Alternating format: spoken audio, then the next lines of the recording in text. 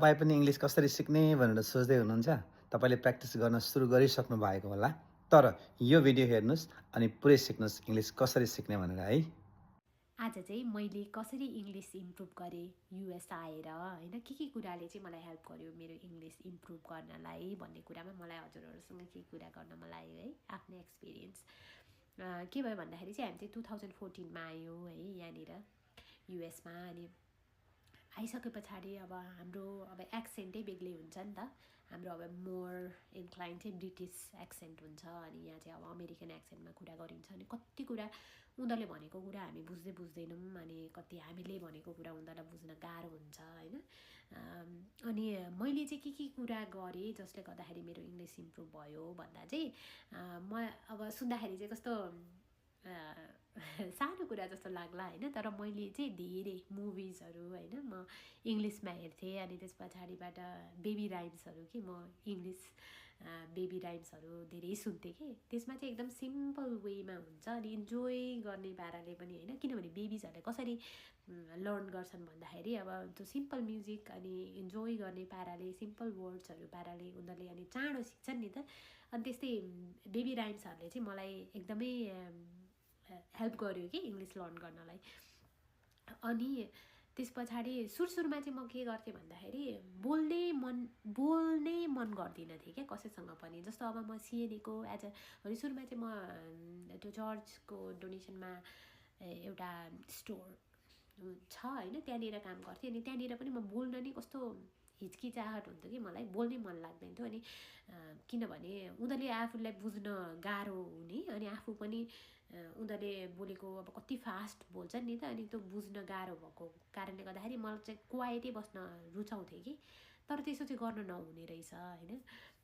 जति अनि पछि मैले त्यसलाई त्यो हुन्छ नि जित्दै गएर जति आफूले बोल्दै गएँ नि अनि मलाई कन्फिडेन्स पनि त्यति नै आउँदै गयो क्या बोल्नु चाहिँ पर्ने रहेछ भनेर। अनि पछि मैले रियलाइजेसन गरेको कि सुरुमा चाहिँ म बोल्दिनँ थिएँ क्या एकदम क्वाइट बस्थेँ अनि अरूले बोलाउँदाखेरि पनि एकदम सिम्पल वेमा मात्रै बोल्थेँ अलिअलि मात्रै बोल्थेँ कि त्यसरी बोल्दिनँ थिएँ। अनि पछि बिस्तारै म पनि उनीहरूसँग बोल्दै गएपछि होइन अनि आफूलाई चाहिँ एक्सेप्ट गर्नुपर्ने रहेछ आफ्नो टोन जुन छ त्यसैलाई होइन रेस्पेक्ट गर्नुपर्ने रहेछ आफूलाई।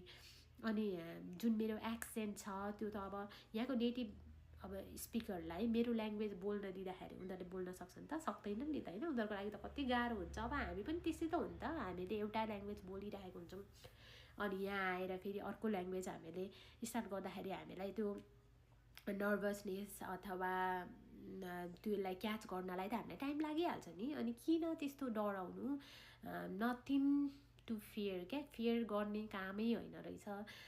त्यो आफ्नो फ्लोमा जाने रहेछ बिस्तारै होइन। अनि त्यो बोल्दै गएपछि आफूलाई आफै कन्फिडेन्स आउँदै जाने रहेछ।